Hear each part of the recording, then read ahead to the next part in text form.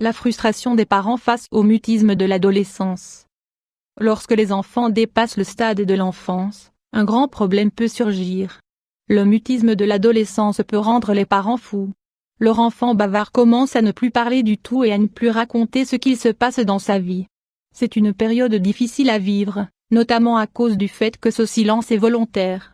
Curieusement, ce manque de communication n'existe qu'avec les parents et les autres membres de la famille. À l'inverse, ils vont avoir tendance à confier leurs pensées et leurs sentiments les plus profonds à leurs amis Leurs parents se sentent donc exclus du cercle de confiance de leurs enfants. Cette situation peut générer des disputes et des malentendus qu'il est possible d'éviter.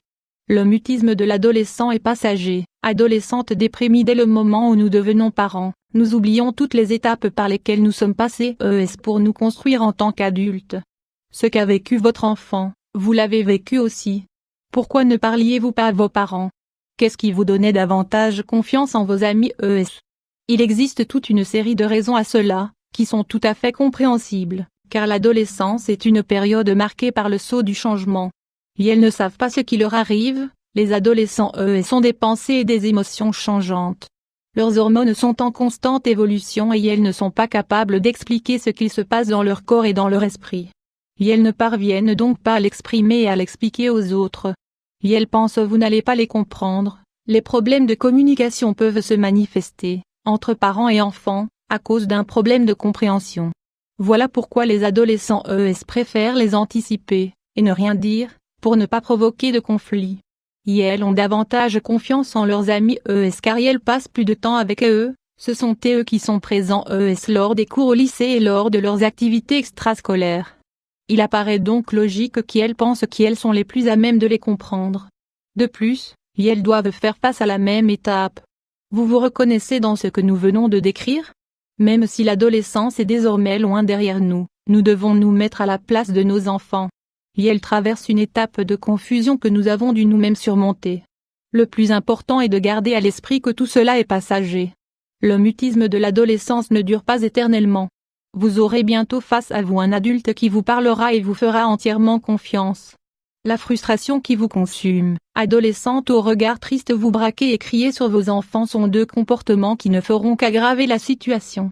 Face à ce trop-plein d'émotions, vos adolescents ne vous répondront que par plus de cris et plus d'agressivité.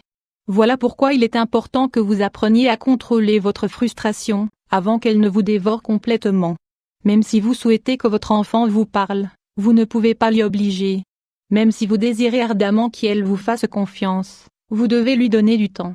La patience est la plus grande de vos alliés pour essayer de comprendre votre enfant et pour le laisser traverser cette étape difficile en toute sérénité.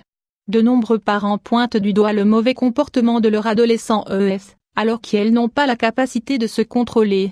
Ils ne sont pas responsables de cette étape difficile de leur vie.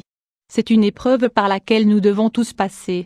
Comment les aider et vous aider, adolescence, pour aider vos enfants à vaincre le mutisme de l'adolescence? Vous ne devez pas penser qu'à votre frustration, vous devez essayer de les aider.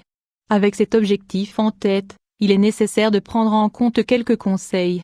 Ils ne vous coûteront rien et vous permettront d'assainir votre relation avec votre adolescent N'envahissez pas leur espace personnel. Les adolescents sont très attachés à leur espace personnel et à leur intimité. Même si vous le faites parfois avec les meilleures intentions du monde, n'envahissez pas leur espace. N'insistez pas, cela ne fonctionne pas. Les forcer à parler ne fera que renforcer leur silence. Ne les affrontez pas, plus vous leur reprochez de ne pas avoir confiance en vous et de ne pas être sincère à propos de ce qui leur arrive, plus elles s'éloigneront de vous et moins elles auront envie de vous parler de leur vie. Ne perdez jamais votre calme, c'est peut-être la chose la plus difficile à faire. Mais si vous vous crispez et que vous montrez l'étendue de votre frustration, vos enfants s'éloigneront encore davantage de vous.